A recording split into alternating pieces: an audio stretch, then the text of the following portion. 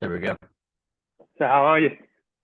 Good, man. Yeah, I'm doing well. Very excited. I got a lot in the pipe over the next week and a half or so with Empire MMA, then Karate Combat on the first, and then XMMA on the seventh. So it's gonna be a fun couple weeks.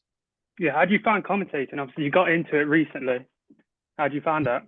Yeah, it's interesting, man. I actually got into commentating in high school. I did a lot of sports broadcasting work my senior year. I was the president of this club, and we would live stream all of the home varsity games. That's one of the Yeah, things that I started when I took over because I was like, well, if you're a parent and you're not able to make it to the game, you can still tune in and support your kid. But very quickly, I came to the conclusion that a live stream that's just one camera shot panning back yeah, and forth across the field. It's boring as fuck. So I was like, well, what can I do to mix it up? And so I hopped on the mic and would just, talk for hours and hours across, every single sport that you could imagine, from women's lacrosse to, basketball to baseball to football to, volleyball even. And I really enjoyed that. And when I graduated and went to college, I just sidelined every creative venture and pursuit that I'd had at the time leading up to my collegiate days. And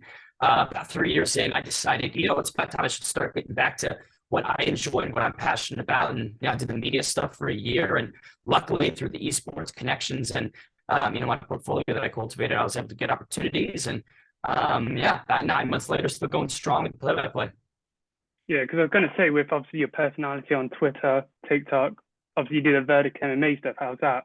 On Oh, TikTok? jeez. Oh, man. Oh, yeah, perfect. They're great guys, man. It's really good crew. They have such a unique and innovative product, and it was a pleasure to be on the team for as long as I was. I had no real involvement with the realm of TikTok before that. It's just not a platform that I'd used, but I had been searching for an opportunity with Verdict for a long time, and so I was glad that we were able to come together. And for the 4 or 5 months I was with them, it was a fun experience, man. 2022 and 2021 were unique in the sense of, I'd have a lot of peaks and then I'd have a lot of valleys. And Yeah, so Verdict was fun. It was a bit sad that it ended, but we keep moving forward. obviously, because that's what really, for me, that got me into seeing you on Twitter and everything, seeing you on TikTok. Obviously, the one you did in a club with Aljo and Peter Yan, the second fight, when you was What was that? What was that one about? when you was breaking down the Aljo Peter Yan fight whilst you're in the club, I think you were. Oh, yeah. Oh man, those are I always like to think because this gets kind of to the ethos of my approach to content is like, all right, I can do something that everybody else can do, which is a fight breakdown. You can do that, I can do it, anyone can really just sit Yeah, and break down a fight, but maybe I could do it in a different setting, or maybe I can do it on top of a table, maybe I can do it here and there. And like those are the differentiators, right? That's how I feel I'm able to kind of set myself apart. Is like I'm providing the analysis that anyone else could be providing, or the insight that a lot of other people have, but I'm doing it, in a helicopter or some bullshit. Like yeah. it's kind of dumb, but it's fun for me. It makes it so unique too as a viewer watching it, instead of the boring person in a room breaking down a fight. Yeah, no, and like for me, it's because I'm not that skilled as an analyst. I mean, I do train, and I have been for about 8 months now, 7 months now. But I'm not a fighter, right? Yeah, So yeah, anytime I do analysis, it's with the cornerstone of my input here isn't as valuable as maybe my play-by-play or the more just comedic generalized content. So I'm like, I'm not going to pretend to be this super serious. I know how it's going to go, which is why my content is very self-aware. Why I do it in clubs. Why I have the carelessness, really, because I'm like, my analysis, I'm not pretending to be somebody I'm not. I'm just trying to have fun with it. yeah. I think that's what makes so unique to other ones, to other analysts in MMA now. Yeah, which is good. I think that everybody should, if they're interested in content creation, they should feel totally welcome to try and put shit out there, right? You want to be an analyst, go be an analyst. You want to interview people, go interview people. You want to be a media member, start showing up to, Bellator media calls, PFL media calls, and get your name out. Like I love that the barrier of entry is so low because, for decades the sport struggled to gain a lot of Yeah, mainstream popularity. And as somebody that, is we started being a fan in 2017 and started to try and break into the industry over the last 2.5 years. See this huge influx. Hey, That makes it easier for me. Yeah, because obviously with the mainstream, obviously since Connor's fought Mayweather and the other Yeah. UFC events recently, it's been more mainstream than ever. So it's harder for people like you breaking in. I would always say it's easier because there's more eyes. Yeah, It's it's true. like There is more. Yeah, because it's how you view it. If you view this large injection of an audience as competition, sure, that's one thing. That's going to limit the eyes that are on you if everybody's doing something. That's a completely fair perspective. I don't view it like that. I think that there's room enough for everybody. I'll never be one that's an exclusive guy and entitled and discriminatory to others people's pursuits. Like everybody should feel welcome when the tide rises. All boats do as well. I can control my content, what I put out there, and how I interact on different social media platforms. And the more the merrier. That's kind of how I've always looked at it. yeah, definitely. With the sport obviously gaining more popularity, there is more and more people and analyzing fights, breaking everything down. Yeah, and like that's again, there's other like maybe someone comes to an opinion that I don't even realize, and then I listen to their analysis, and I'm like, you know what, that is correct, and now I'm thinking about things a different way. So I don't think there's too much of a downside to people putting up content or trying to become, creators in their own right. Yeah, definitely. It gives more, like you said, more opinions, different perspectives of fight. Yeah, well, because the thing about it, man, it gets stale, right? You listen to the same three people on repeat. That's intellectually siloing yourself. You're just Yeah. cutting yourself off from the rest of the world, and that's never a smart idea. And yeah, there's no downside. What was your thoughts on UFC 286? Obviously, Edwards defending his belt against Usman. Yeah, it was really good, man. I think that the performance that Edwards put on is a little bit underrated. I'm not even going to say that because if you look at the rematch at UFC 278 in Salt Lake City, the it's the change of Leon Edwards between those two fights, and it was maybe 7 months ago, right, when they Yeah. fought, and he was knocked out like that's 2, 3, and 4 back in August. Yeah, just got fucked up. That grappling was a hammer that was nailing him for the majority of the fight. I mean, for 10 minutes of control time, he was able to accumulate the choreo was leaving and Edwards, the confidence was leaving and Edwards. This guy's hands up on the cage. And then he pulls out his ass. And this time around, he split that question. There was no back. It was he was in the driver's seat and maintained that. So I was really impressed that was a great champion. And it's the end of an era. Just to extent maybe he can have some resurgence, but he's older. His physical problems have been affected for the last couple of years. So we'll see where the Nigerian maker goes. But let's see, competition is putting in the hands of Rocky Evans. Who do you think should get the next Sasha? Obviously, Colby was here in London. Jorge and Gilbert fighting. Not Colby. Because if you look at it, there is no other argument than he's not an 8-fight straight. He's got 3 top 15 wins. Several of those guys still in the top 10. Being Wonderboy, Sensei, Gay, and Sean Bray. I mean, those guys are still in the top 10. And I don't know. I think that Covington is a masterful marketer. He's a great self-promoter, and he's a gret fighter. Let's not get it twisted. I have so much respect for what he does inside the octagon and the grappling he brings, the striking improvements he's made throughout his UFC tenure. I respect the fuck out of him. As the person, as the gimmick, I'm tired of it, man. Show me something. Show me something. You've got one top 15 win, and it's Jorge Masvidal, who at the time was on a 2-fight losing streak. Right? I just don't see the shins like following the words. There is no follow through from Chaos Covington. There is just talk, talk, talk, and creating all of this bullshit. That's why the fans love him, man, because this demographic is leaning towards that. They want more characters. That's why we all love Conor McGregor, because he's a character. I get why Covington's popular. I get why the UFC would lean towards giving him a title shot. I'm not fucking stupid. Right, I have a finance degree. I have a business woman. These motherfuckers. But like, it's in the context of a sport trying to claim mainstream popularity, trying to claim the NFL, NBA, MLB status.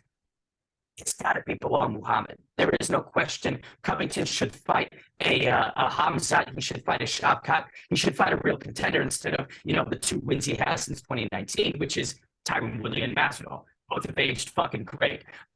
So I think that's my big issue with it, right? I don't understand why you didn't do Bilal and Covington at 286. I've said this multiple times to reiterate. That's what you needed to do.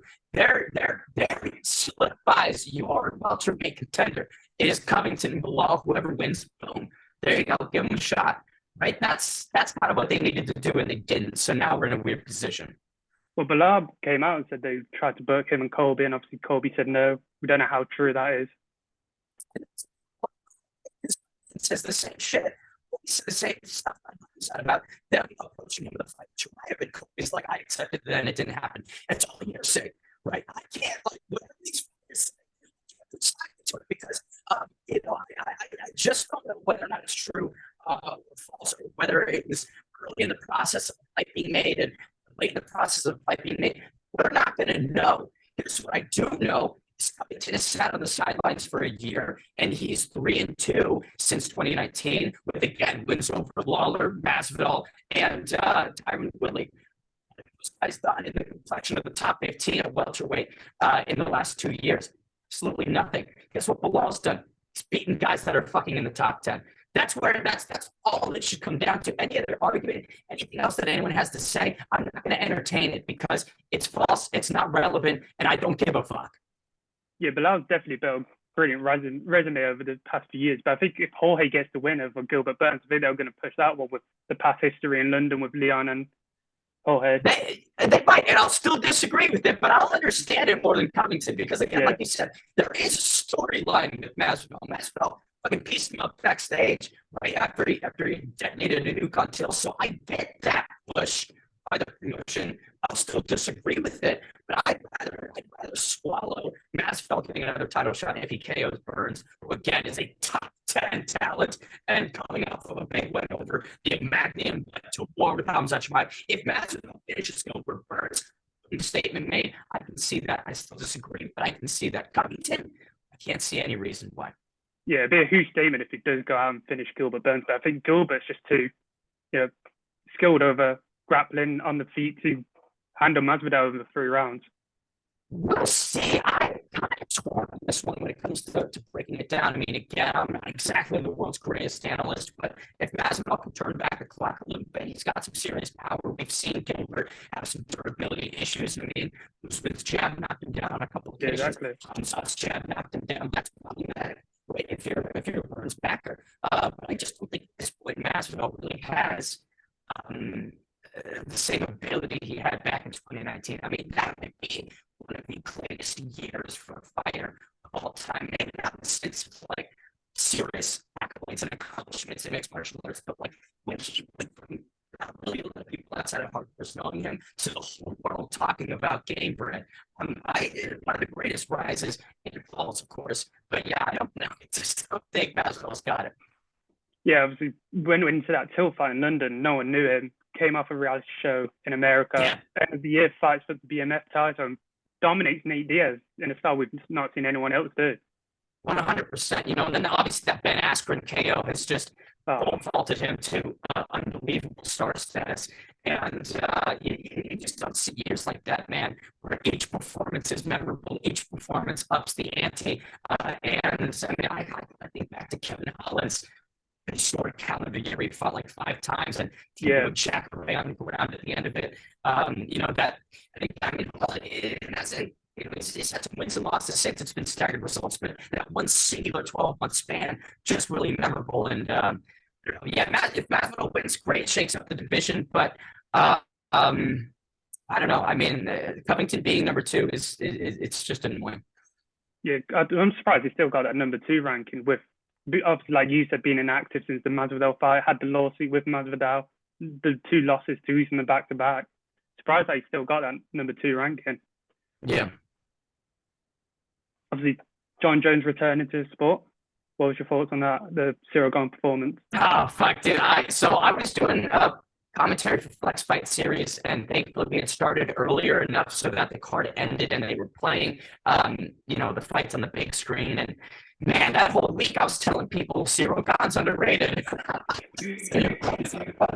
was like, the footwork, the punching power, the 3 years of inactivity for Jones, the new weight class, the performances against Thiago Santos, Dominic Reyes that just haven't aged that great. I was like, I think is going to be able to, really surprise people. And then I was surprised. I think we're all surprised with how quick it finished it. 2 minutes, man, 120 seconds to submit one of the most elite heavyweights on the planet. Again, don't get it twisted. Cyril Gane is still one of the top guys. I think he beats a lot of people at 265. But, there's a big glaring weakness was the grappling. I think we all understood that if Francis Ngannou on one kneecap can take you down at will and grind you out to a grapple-heavy decision, then any actual grappler is going to fuck up Cyril Gane. I just didn't know it was going to be Jon Jones.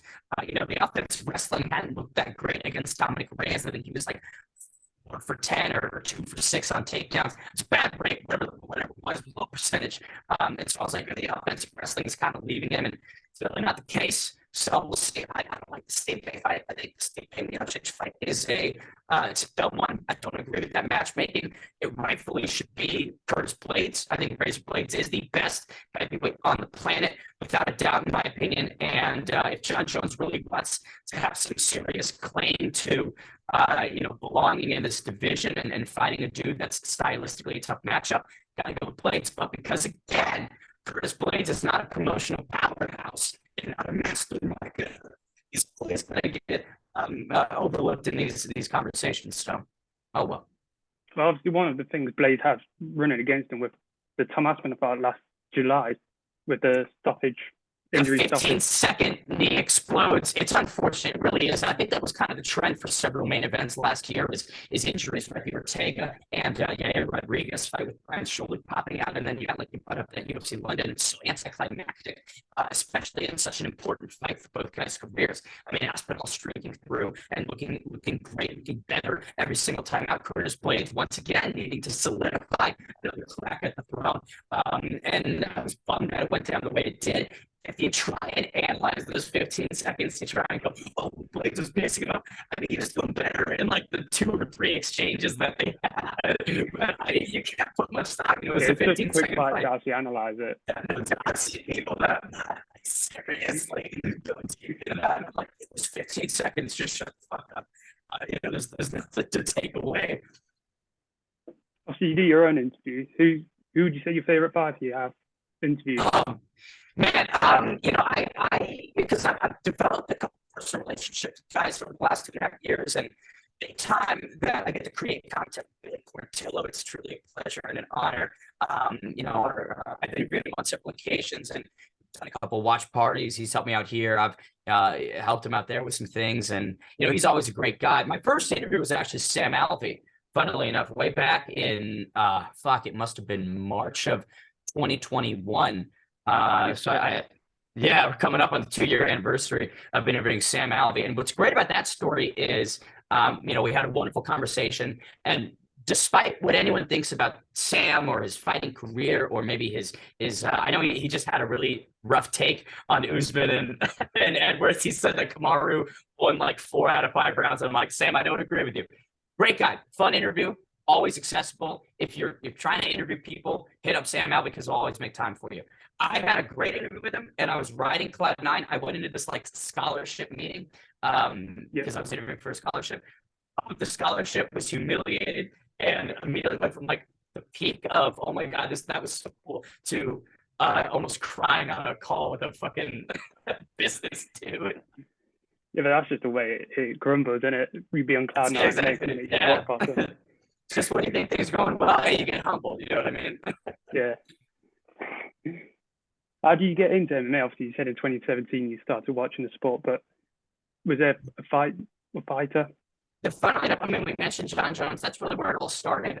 His rematch with Daniel Cormier in 2017 was the first event that I'd watched. My best friend in high school had invited me to this Buffalo Wild Wings, and I was like, yeah, sure, I'll go. You know, why not? I've heard about the UFC. I've heard about mixed martial arts. Obviously, names like Anderson Silva and Conor McGregor were vaguely familiar to me, but I hadn't ever done, you know, the due diligence of going deeper. And so I go to the event, and, you know, when Jon Jones landed that head kick on Cormier and Daniel stumbling backwards, and you know, Johnny Bones gets that TKO. The place was erupting, man. It was electric, and that atmosphere is something that I just kind of like lightning in a bottle almost. And was like, I want to hold on to this. Like, this is a fan base, you know. I'm deeply interested in being involved with, because up until that point, man, I didn't really give a fuck about sports. I wasn't a big sports watcher. I like playing sports. I mean, I did, you know, football and baseball when I was growing up, and you know, track and cross country and things like that. But watching it, I just can never get too invested or interested. And then when mixed martial arts came in that year, I was like,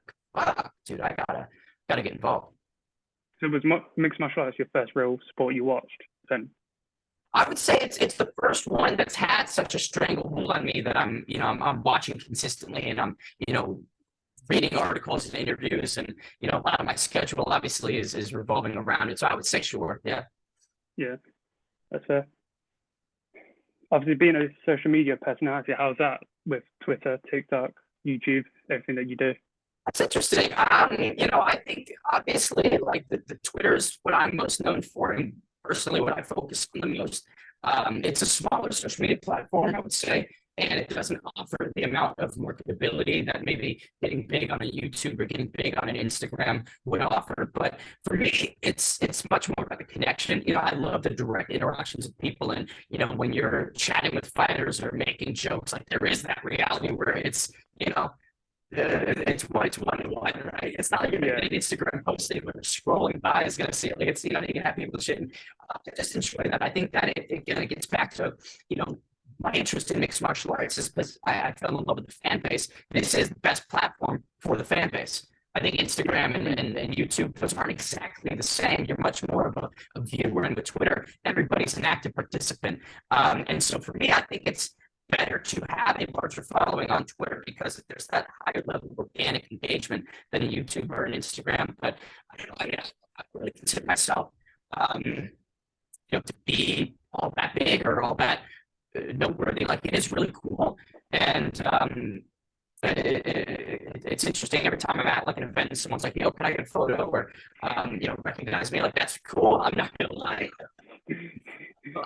I always feel, you know, interesting about it, but it's nice, you know, it's nice to have that level of recognition for what I'm trying to do. And you know, I can't lie, it's nice because, again, you know, someone who did finance and chose to go off the beaten path and pursue a passion that could fail quite easily, and it still could. There's still a lot of risk every day.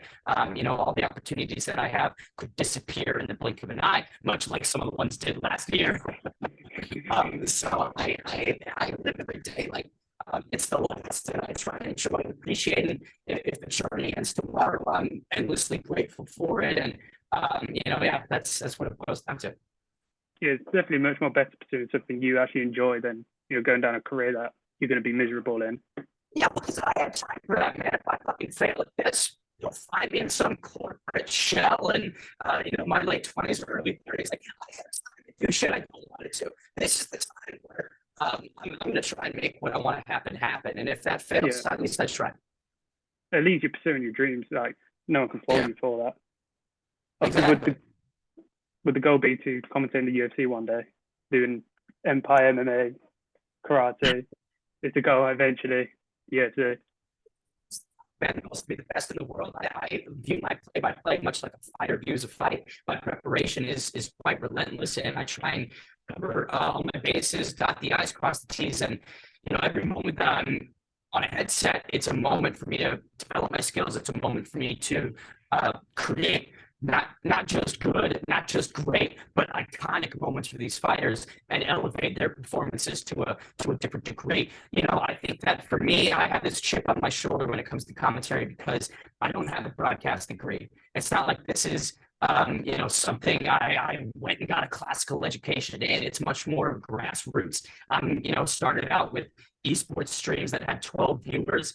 I'm doing local shows here in Arizona that are at the middle of fucking nowhere. You know what I mean? It's something I don't even really advertise all that much on any of my platforms, right? So like I'm really starting at the complete bottom because that's just the opportunities accessible to me. So I'm like, well, yeah, if that's the UFC best in the world, I think in 8 years, I'll be either at the UFC, at Bellator, PFL, or one some major promotion. That's my timeline is 8 years. And at the rate that I'm going, I wouldn't be stunned within 2 or 3 to have a seat at the table of a major regional show like an LFA or a CFFC or something of that nature. Yeah, I was going to say definitely in a few years you'll get a big regional show, but then maybe a few years after that you'll get the UFC Bellator come knocking. I'm not in a rush, to be honest, as well. Like I said, at 8 years down the road is when I can really see these things coming to fruition. That's a long time. I mean, that's almost a decade. Yeah, 8 years is a very long time. But it's for me, that's like it's a reasonable outline because I can't, it's not like how it was a decade and a half ago. When Anik started commentating, he commentated his first mixed martial arts fight in 2009 and was calling UFC fights by 2013. You know what I mean? That Fitzgerald's route to the UFC was through getting laid off by ESPN. A month later, gets an audition for the Contender Series. Had never commentated MMA before that, and Dana liked his voice. Boom! After a couple of years on the Contender Series, you hear him on the Fight Nights, right? So there is no blueprint. There is no real outline to getting to the top or getting these opportunities. In my mind, it's all boiling down to networking. It's relationships. It's having people in higher places that want you to succeed. And, thankfully I do consider myself quite the savant at, meeting people and connecting with people. And that's been proven true time and time again. Dana said that, when DC, John, and Joe commentate fights, they're not just free talking heads that you see on the NFL or on the other sports. Yeah. Like, Dana wants you to have a personality, have something about you. 100%, and I think that that is again, a bigger differential that I bring. Whenever I talk to promotions or I try and sell myself to these organizations, it's what I can do different. It's the value that I can bring that your existing model doesn't have. And whether that boils down to, I like your play-by-play guys. They're good, but they're not as well prepared as they could be, or they don't really stay in their lanes. Within booths, there is a composition that a lot of these regional shows don't adhere to. You got a play-by-play guy doing color commentary. It's not how it's supposed to be. You don't hear Anik going over a triangle choke and the nitty-gritty of how this submission is going to be finished. That's not the lane that a play-by-play guy is in. And so despite not having this formalized education, I've got this inherent understanding of okay, here's my area of what I got to do. And then I have to tee up my color commentators on everything else. I have to facilitate. I've got to direct, their attention, the show, the viewer's experience back home. And again, all the while making these good moments great and great moments iconic. And, I wouldn't be doing this if I didn't think I could get to the top in the timeline that I've established. Yeah, definitely. Because you see with John Anik and Brendan Fitzgerald that they tee up Mike Bisping, DC, whoever they're with, perfectly. It's what you got to do, man. I think that the second that you exit your lane as a play-by-play commentator, even a color commentator, you're just kind of compromising the booth. You're just destabilizing the experience. I've seen, because then there's a loss of control. I think that's the additional thing. And man, I just saw this last month, and I'm not going to get too specific on it because I like the people involved. But I was watching a show, and the play-by-play commentator had no real authority in the booth. Man, he wasn't directing, he wasn't facilitating, he wasn't teeing people up, so nobody really knew when to go. And so then you'd have times where they're talking over each other, or a thought is half baked, and then someone else just butts in, and that shouldn't occur. The play-by-play guy, he's got to have the reins, man, and you got to fucking direct the shit. And if you can't do that, then you're not cut out for it. Apologies, I don't want to sound like a dick, but you are taking up a space that a more qualified person could do, and it's at the detriment of the show. These regional shows are not cheap to put on, and while they're not making a ton back through the sale of pay-per-views, it's still important to nail the areas where you can. And again, that just gets back to it. I don't think you're firing a shot to anyone. I don't think you have to worry about that.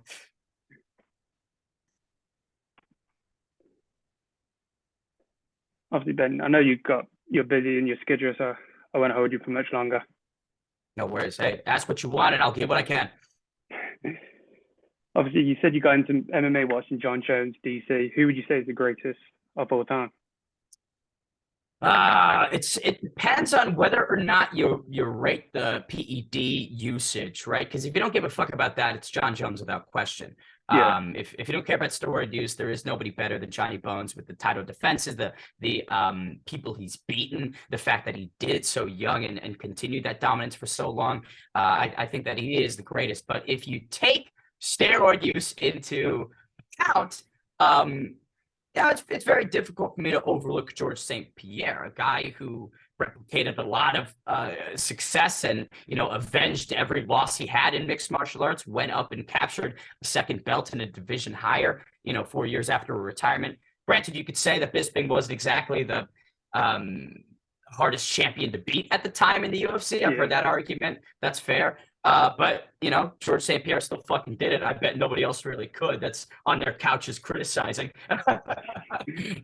So I would say if Jon Jones never did PEDs, boom, he's the GOAT. But since he has, I'm going to opt with the clean man himself, George Rush St. Pierre. Yeah, that's fair. Because obviously Jon Jones, he's run for everyone who's ever fought. Obviously, fought Gus after a week of doing coke and strip clubs. Mm-hmm. Ran for DC twice. Grant one was a no contest because of PD usage. Yeah, it's tough, man. And I think that really we talked about the UFC trying to be on the level of the MLB, the NBA, the NFL, and taken seriously as a sport. And again, it's come so fucking far. But when you are quite literally moving an event to a different state to get like more favorable drug regulating so that a guy can compete, that to me is kind of a tough look. I don't really like that. Yeah. That's why DC got so much love in 2019 when he won the second bout. Obviously, no failed drug test, did everything clean by the book. 100%. I think that Daniel Cormier is what every mixed martial artist should aspire to be. And if he started MMA earlier, if he didn't have the really accoladed wrestling career that he did, I think that we'd be having a different conversation of who the GOAT is. I mean, DC, if he went straight to MMA, that's a fucking problem, dude. That guy would be an animal. I think it hurt him too. Obviously, Cain Velasquez at heavyweight, he had to fight light heavyweight. He was a natural heavyweight. 100%. Yeah, I agree with that. Yeah. I haven't got any more questions for you, Ben, so I'll let you go. No worries, man. I appreciate it. Yeah, thank you for the time. I'll cut a quick promo, I suppose. Make sure you tune in to Empire MMA 4, Bogota, Colombia. Me and John Morgan, one of the most well-known and respected journalists on the planet, will be commentating it. A lot of reputable talent on the show, not necessarily well-known in American markets or the mainstream. But look, Latin America is producing some great fighters, and Empire is trying to lead the charge, on giving coverage and availability of these athletes in their careers. So if you care about regional shows and discovering some diamonds in the rough, no better place to watch than Empire MMA 4, free, live on the Underground, March 25th. There you go. Thank you so much. Thank you, bro. Talk to you soon.